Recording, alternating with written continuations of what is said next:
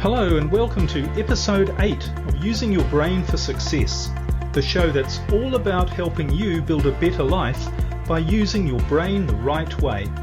I'm Liam Naden and I'm glad you're here. This is the second of 2 episodes where we look at the 5 ways that fear creates problems in your life and stops you from being and having the success that you really want and deserve. Now, you'll recall from the last episode that fear and the related emotions of worry, stress, doubt, anxiety and frustration, it's all the result of your brain interpreting something in your environment as being a threat to your safety or survival. And it makes you behave in ways that are ideal for protecting you from the danger. So you go into a fight, flight or freeze state and you react by instinct. But while this fight, flight or freeze state is fine for an immediate emergency, it's no good for helping you deal with problems, because in this state you can't think properly. And because your brain is diverting all of your energy and attention towards dealing with the immediate danger, it shuts off your awareness, your thinking, your logic, your imagination and your creativity. All of the things that might stop you from reacting quickly enough to danger, but which you need to solve a problem and to stop one from getting worse. And what happens as a result? You do all of the wrong things. So you end up sabotaging your life, and life becomes a battle to overcome never-ending problems rather than living your biological purpose, which is to be your best, physically, mentally and emotionally. Because of course, when you're at your best, you have the greatest chance to survive and thrive. But stress and problems, of course, have the opposite effect. They cause stress on your body, they weaken you, and you feel unhappy rather than being creative and resourceful. Now, there are many consequences of feeling fear in your life.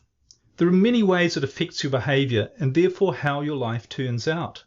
But there are 5 main consequences, and we looked at 2 of those in the last episode, and today we're going to explore the other 3.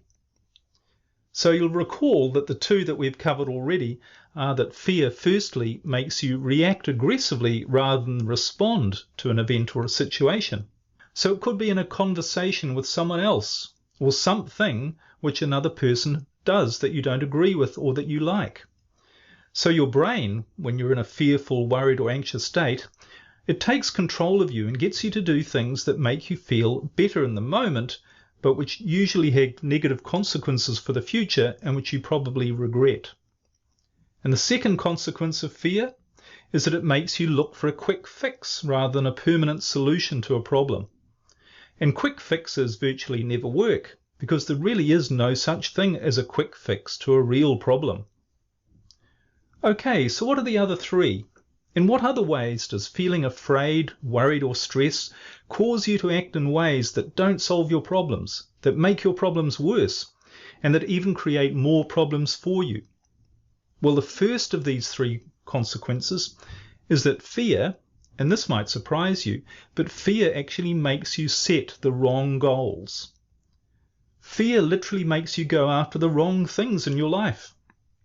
Now, we're going to be talking a lot more about goal setting in a later episode, and you'll see that most people, unfortunately, go about setting goals in completely the wrong way. And it's the lack of understanding what goals really are and how to use them that causes people to not only fail to reach their goals, but even if they do, it doesn't take away their frustration and unhappiness. In other words, it doesn't bring them the satisfaction that they thought it would. Before we move on, I just want to have a quick word about problems, because the thing you need to realize, and I really hope you're starting to realize this through these podcast episodes, is that problems aren't natural. If you have problems in your life, you've been doing things wrong, because life is not supposed to be difficult. I mean, life is not difficult anywhere else in nature. There are no problems in nature. Everything just flows. And if you really take a look around, you'll see that this is true. Yes, there is life and death, there is growth and decay, but this is all part of the natural flow of the physical world that we're a part of. But we as humans, we tend to mess things up for ourselves and we create struggle and problems. And it's not because it's our natural state or the way we're designed to live, but because we're using our brain the wrong way. And as I've said in previous episodes, your brain is a machine, and like any machine, if you use it the wrong way, you're going to get undesirable results, which of course are problems. And you use your brain the right way, and your life flows naturally. It really is as simple as that. So most problems are actually completely unnecessary. And once you realize that, you can transform your life. And you really can, no matter what's going on right now, because there is nothing in this world, in this physical world, there is no one person, thing, or anything else that wants you to have problems. But coming back to goals. Now, when you're in a fearful, stressed, worried state, and your brain is operating in your survival, fight, flight, or freeze state, remember that there are two things that happen. Firstly, you're in a reactive state and you're looking for a quick fix. But the second thing is that your full awareness is shut off. It means you can't access all of the resources of thinking, creativity, imagination. You can't see the big picture. So if you set a goal in this state, then the only thing your brain can do for you is to give you a goal that it thinks, from a very limited perspective, that it thinks is what you want and need to be happy. But this part of your brain can't know and doesn't know what the real answer is. All that it can do is search through the information that you've stored in your memory and come up with a goal which is going to be very limited. Now, it might look and sound good, but it isn't going to be in harmony with who you really are. It's not going to be what you really want. I'll give you an example.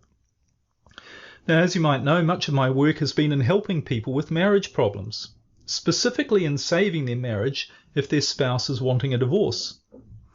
And many people, and certainly all of the ones who come to seek my help, they're in a stressful, fearful, worried state. And they become like that when they learn that their marriage might end when they don't want it to.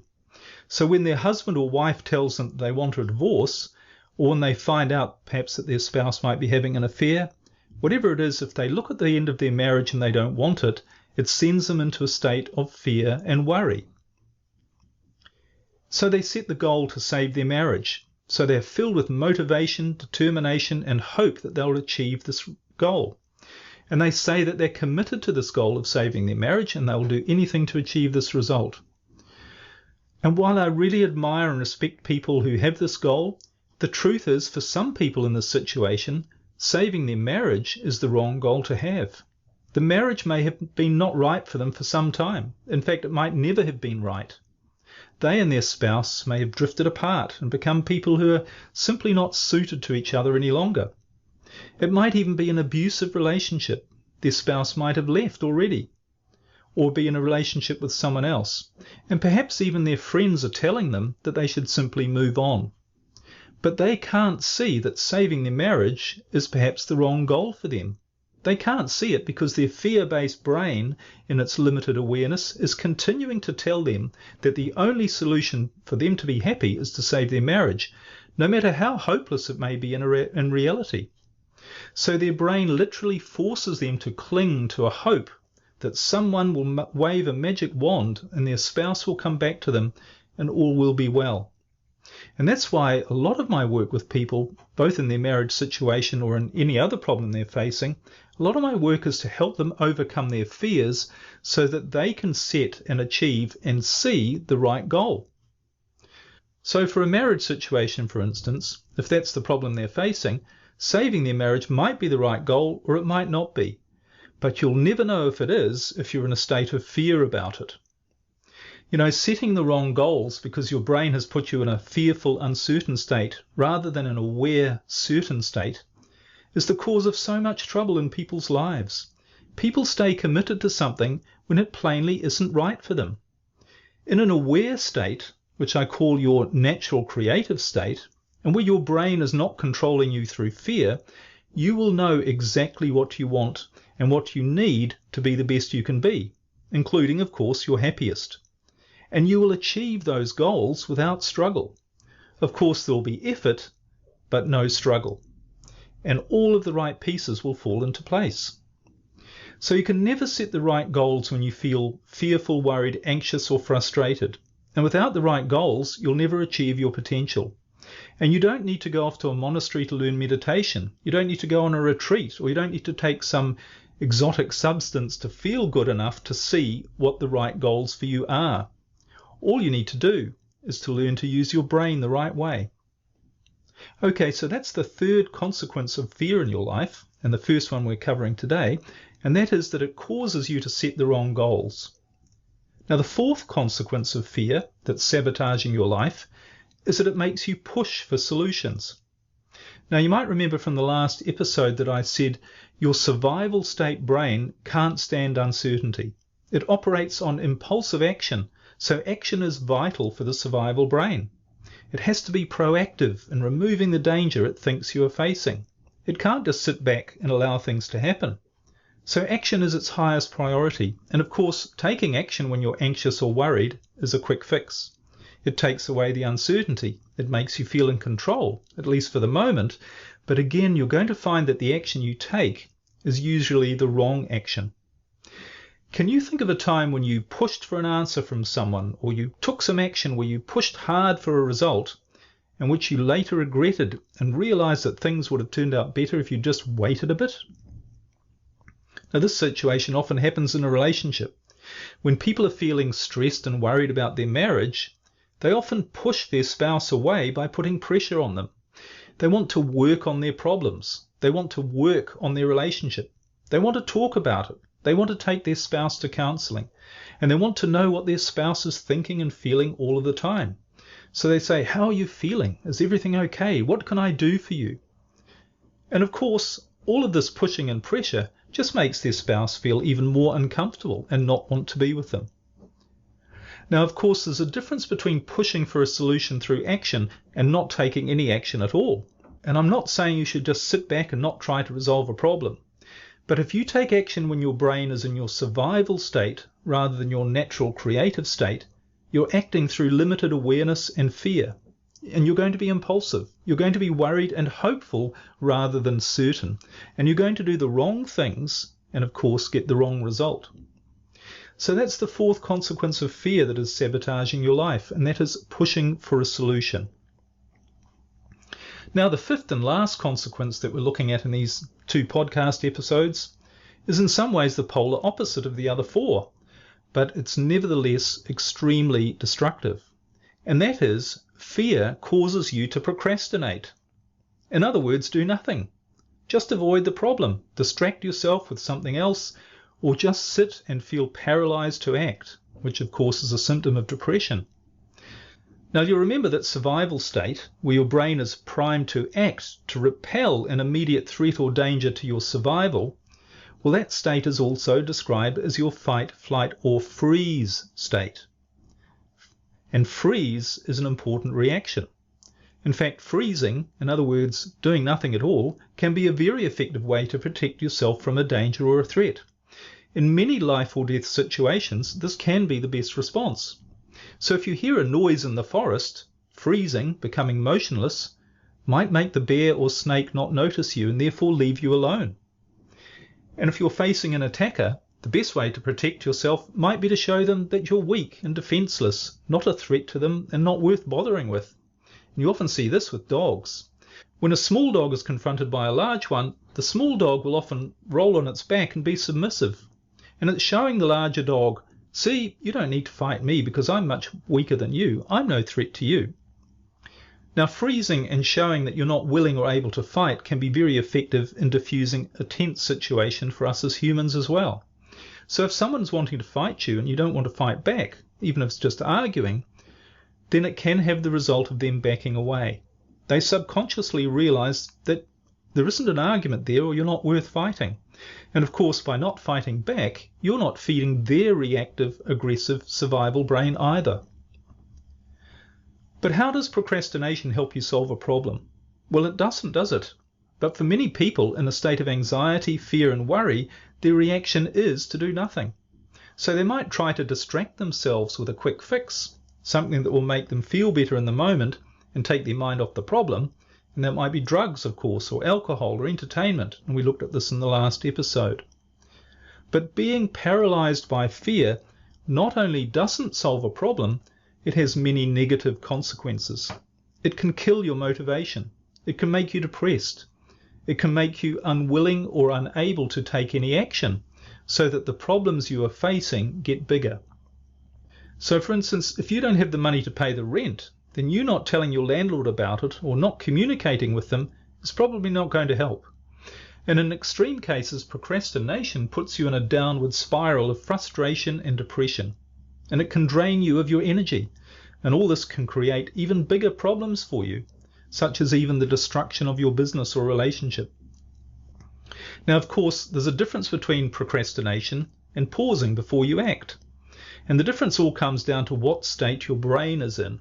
In other words, your emotional state. And in your natural creative state, when you're operating with your full awareness and you're feeling confident, you're trusting, you're calm and centered, all of your actions flow. You do the right things at the right time. You don't rush anything, and you don't hesitate either when the moment is right. But you know when the right moment is. In your natural creative state, you actually act a lot less, but all of your actions are the right ones. But in your survival state, when you're feeling stressed and afraid and operating from your limited reactive brain, you can't see what the right action is. So you either take the wrong actions through aggressive reaction, or you take no action at all. So there you have it. These are the 5 consequences of fear which are sabotaging your life. And just to recap, they are reacting aggressively rather than responding, needing a quick fix, setting the wrong goals, pushing for solutions, and procrastinating. Now, I'm sure we're going to touch on these again in later episodes of Using Your Brain for Success, but can you see how these are affecting your own life? And can you see just how destructive they are? And they're all the result of using your brain the wrong way, of trying to create your life while you're in a state of fear, worry, anxiety, or frustration. But far from solving your problems, all of these things only commit you to a life of more problems, living way below your true potential and struggling with unhappiness, rather than living in the flow of joy and love, which is what life really is supposed to be. Okay, well, as we did with the last episode, to help you really take this on board and understand this in a deeper way, I've put together some questions for you to ask yourself. And have a think about these, and they'll really help you to see just how much fear might be running your own life and creating problems for you, rather than giving you the life that you really want. You're also going to find them listed in a summary, which you can download on my website, liamnaden.com. If you go to the podcast section, you'll find it there under podcast episode number 8. And if you really want to take back control of your life, rather than letting fear, worry, frustration, and anxiety control you, the best way that I know of is with neurostate rebalancing. Neurostate rebalancing is a process that will remove your fears. It will rebalance your brain, as the name suggests, and will have you dealing with your problems and your life in a far more resourceful way. It puts you in the flow of your life, and you'll be amazed at what will show up for you. And you can learn neurostate rebalancing in my coaching program, which you can enroll in on my website, liamnaden.com. But for now, how about giving yourself a gift? And that gift is the present moment. You know, most of us spend very little time actually experiencing the present moment. We're busy rushing around, and if we're not rushing around physically, we're rushing around with our thoughts. We're thinking about what has happened. We're thinking about what we think might happen, what we're going to do, what we should do. And most of the time these thoughts are just rushing around in a random way, and it feels like we can't stop them. It feels like our brain is out of control. We can't stop our thoughts, they just keep coming. And all of this thinking keeps us in a state of tension, worry, anxiety, and agitation. And it feels like we can never relax, even if we want to. But of course, the present moment is all there is. And if you deprive yourself of experiencing this present moment, which can only truly be experienced without thought, then you really are depriving yourself of your life. So let go of everything, just for a few minutes. Allow your mind to settle. And if you want to focus on something, focus on your breathing. Take a deep breath and marvel at just what a miracle this act of just taking a single breath actually is, of what's involved, of all of the vast number of actions, processes and functions in your body and in your brain that all come together to allow you to experience just a single breath. And if this is just for a single breath, what possible power could there be to create your entire life and the life of everything around you? It must truly be an infinite power and intelligence, mustn't it? And of course it is. So as you start to relax, focus on the present and appreciate who and where you are right now, and then consider these questions. Answering them honestly will move your life forward in a meaningful way.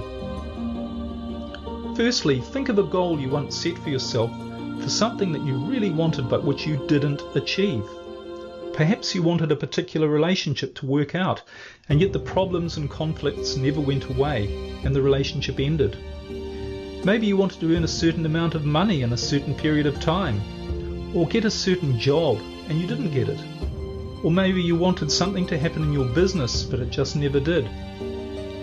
Once you have in mind a specific goal that you once had but which you didn't achieve, ask yourself, when you set the goal and while you were working towards it, were you absolutely certain that you were going to achieve it?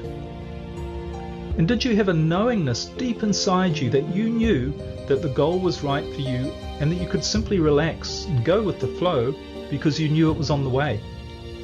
Or were you hoping that you would achieve the goal? And did it make you feel worried when you thought about it? Did you feel unsure you would get what you were asking for, but you really wanted it and you shut out your feelings of doubt and you covered them over with hope, prayer and positive thinking? And were you needing to achieve the goal to make you happy?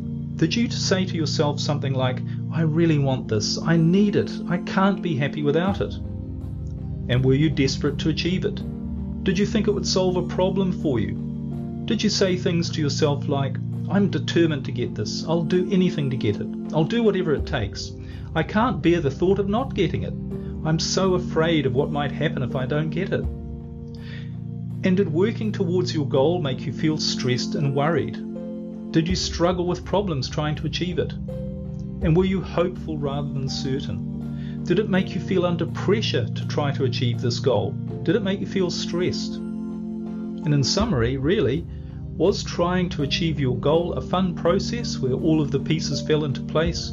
Or were you continually struggling with stress, fear, worry, and frustration? Now, can you see now why you didn't achieve your goal? In fact, the only reason you have failed to achieve a goal is because it's not the right one for you. And it's not the right one when you set it based on fear, worry, and anxiety that you might not reach it, and that you need it to make you happy. In other words, when you're attached to the outcome. Next, think about a goal that you have right now that you're working towards, but which you haven't yet reached. And ask yourself, are you relaxed, confident and certain that you're going to reach it? Is it something you'd really like to have, but you feel that if you didn't reach it, well, that's okay, it's obviously not meant to be, that there would be something better coming along? Or is this something that you're worried about whether or not you will reach? Are you unsure and hopeful rather than certain? Does it make you stressed and worried when you think about this goal? And is it something that you think will take away your unhappiness and fears? Are you wanting it because you see it as the solution you have to a problem? And are you afraid it might not happen? If you're feeling stressed and worried and think that this goal will solve your problems for you, then it's very likely, in fact I'd say virtually certain, that this is not the right goal for you. And if you want to find the right goal, allow your creative brain to tell you what it is, because it knows the truth, but you will only hear the answer and be able to respond to it when you're not feeling stressed, worried or afraid. The next question is to think of a problem in your life right now when you're pushing hard to find a solution. Perhaps your marriage or relationship isn't going too well, or one of your children isn't acting in ways you'd like them to. Or it could be a part of your business, maybe an employee who's not performing and is causing you problems. And when you think about this problem in your life, ask yourself, how are you pushing for a solution? In that relationship, are you wanting to talk to your spouse all the time? Are you pushing them to work on the problem or the relationship with you? Are you reading books? Are you gathering information on strategies and and trying to find more and different ways to solve the problem? Are you perhaps pestering people for answers? Are you getting angry with people who don't bring you what you want straight away? Are you being unreasonable in your expectations and demands of other people? And whatever you're doing to try and achieve this goal, is it helping? So you're trying really hard, but being honest, does trying really hard help? Or instead, does it leave you feeling frustrated in that you're not making progress? And does it make other people resent you rather than want to cooperate with you? And does it feel like everything you do only seems to add to the problem? When you push for a solution to a problem, you're struggling. And struggle only comes from using your survival brain to try to achieve a goal or solve a problem. Effort without struggle is your natural creative state, and it's the only way you'll get the right solution to any problem. When you act without fear or stress, you allow your natural creative brain to bring the right solution to you, and you succeed rather than fail. And you don't get what you think you want, you get what you know you want. And the next question to think about, or series of questions really, is there something in your life you know you should do but you can't bring yourself to do it? Something that you're avoiding doing because even though it could really resolve a problem in your life, make your life a lot better, you dread the thought of actually doing it. You're afraid of making a mistake or of something unpleasant happening as a result. It could be making a phone call. It could be telling someone how you really feel, or even letting go of that employee, or starting a new business, or starting to write a book that you've always wanted to do, or learning a new skill of something you've always wanted to learn, such as painting, drawing, or a hobby. What dreams are you not living because your fear brain is making you procrastinate and not even taking the first step? Well, whatever it is, can you see how your fear of failure or uncertainty of the outcome is stopping you from taking action? You know what to do, but you can't overcome your fear to take just the first step. But in what way could your life move forward if you just did the thing you're afraid of doing? How would your life be better if instead of worrying if things went wrong, you acted and things turned out well? And what's something you could do right now that you've been afraid to do, but which you know could improve your life? Think of all of the ways that fear, doubt, and anxiety are sabotaging your life. Whether it's getting you to react aggressively rather than respond, seek a quick fix, go after the wrong goals, push for a solution, or procrastinate and do nothing, all of these things are robbing you of your life. And they're all because you're allowing your fear-based survival brain to be in control of you rather than you being in control. And once you know all of this, what's the answer?